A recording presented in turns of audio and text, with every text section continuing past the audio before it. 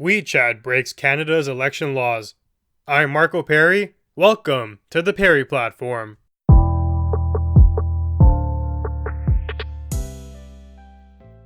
Canada seems to be having issues with another giant Chinese company. This time, it's WeChat. They're a major social media app, and they've broken Canadian election laws by displaying ads without a registry account. The whole concept of this registry is to basically ensure that blatant propaganda and fake news is not let loose into the masses. Now, before we get into that, let's talk a little bit about WeChat first. It is by far the most popular social media app in China. Lots of people who come to Canada from China still use the app to communicate with friends and family back home. In 2019, it was getting over 1 billion daily active users, according to Tencent, and that's the parent company. It is the fifth most used app in the world. Around 30% of all mobile internet time in China is used on WeChat. It's a powerhouse, and it beats Facebook in certain markets. They may not be majorly known in North America, but trust me, they're a big player. So in Canada, to display certain election-related ads, you have to join a registry.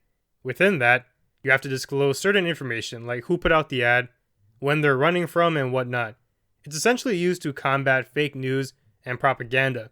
It ensures that no random Joe Blow and his gang can pay for ads to mislead the public, use scare tactics, or just put out blatantly false information leading to things like propaganda and mass hysteria. It's essentially a vetting process, and this is only true though, if the advertising networks play along. WeChat apparently is not interested, despite many Canadians using the app and them operating in Canada.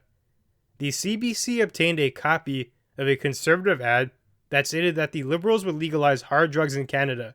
This was posted throughout the platform, WeChat, with English and Chinese translations. I would say it's actually quite a good targeting tactic, because in Asia, drugs are viewed with a harsher lens than in North America. In China particularly, death penalties can still be dished out for certain drug-related charges.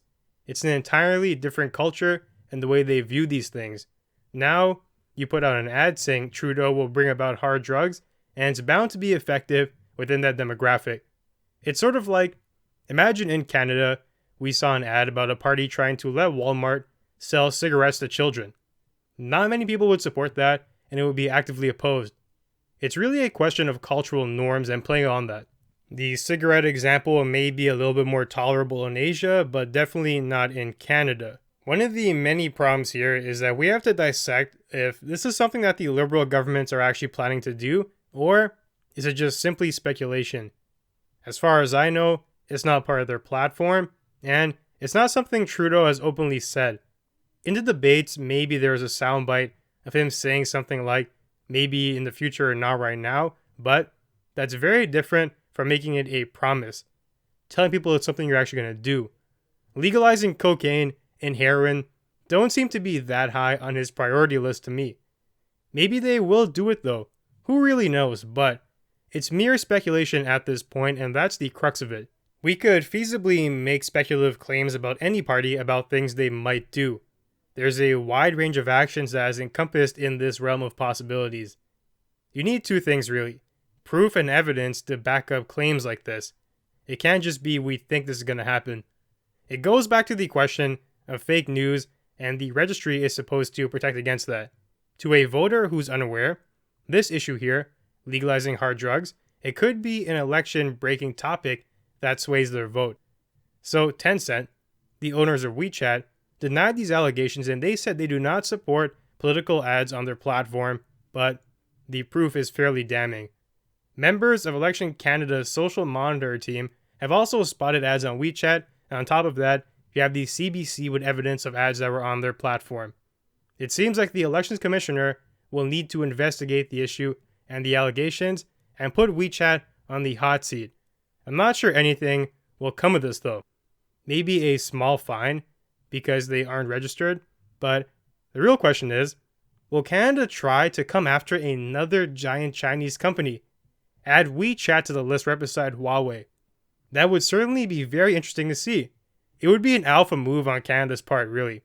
It would definitely dish out or make us on the receiving end of some consequences from China though. We saw what they did to us when we tried to extradite their CFO. They tried to cripple a bunch of industries in Canada, ranging from pork to canola, and we really felt the brunt of that. But times have changed though, and rapidly in a short period of time. Maybe it's a good opportunity to put pressure on WeChat for breaking these laws. We have things like the Hong Kong protest. We have the American trade war. And on top of all of that, recently we've seen major corporations are being put on the hot seat for bending to China's will. You have Blizzard. They're a big gaming company. You have the NBA, the National Basketball Association. All of these companies are being put under the scrutiny of the public, and China's feeling the pressure from a lot of different areas. Back with Huawei, it was really Canada and America. Canada couldn't do too much. It was really America's trade war threat that was their main focus. Now they're worried about the Hong Kong protests.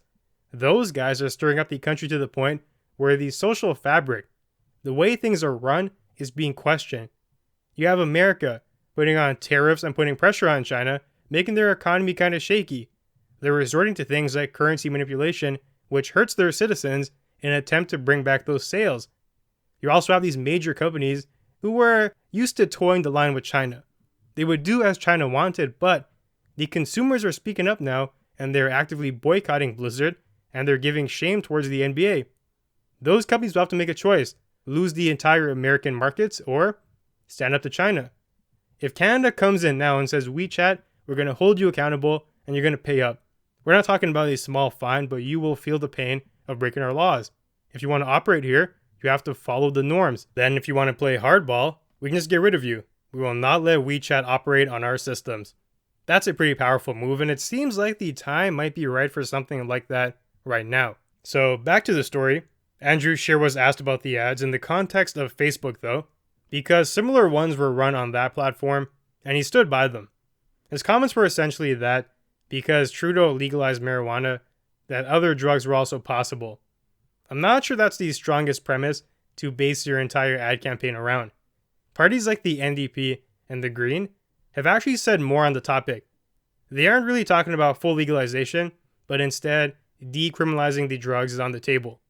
Basically the difference is with legalization, the government would supposedly try and sell those to the people.